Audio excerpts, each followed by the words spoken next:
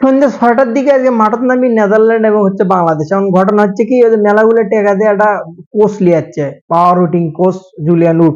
তো সে যে কি হায়তর বাটাল দিয়ে কিন্তু প্রিপারেশন নেওয়াইছে, আমি কিন্তু সমালোচনা করছি না ভাই। বিশেষ করে জাকিরের কাছে অনেক বড় একটা ইনিংস আশা করছি। আজ যে বাংলাদেশ যে নেদারল্যান্ডের সাথে খেলাটা মোটামুটি কিন্তু এশিয়া কাপের প্রস্তুতি পুরোপুরি প্রস্তুতি উপলক্ষে কিন্তু আজকে খেলাটা হবে। আমি খুবই মানে আশাবাদ ব্যক্ত করছি বাংলাদেশ আজকে 200 স্কোর করবে।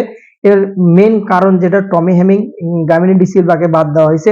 পিচ কিউরেটর হিসেবে কিন্তু টমি হেমিং আসছে অলরেডি, এবং পিচের চেহারাটা ঝকঝক ঝকঝক ঝকঝক করছে কিন্তু সিলেটের মাঠগুলো। নকশাটা কাটেছে, মনে হচ্ছে মেলবোর্নের মাঠ, মনে হচ্ছে অস্ট্রেলিয়ার কোনো একটা মাঠ। দুর্দান্ত, দেখার মতো, খুবই সুন্দর। যেখানে সুন্দরভাবে যদি লিটনরা রান করতে পারে তবে কিন্তু সার্থকতা।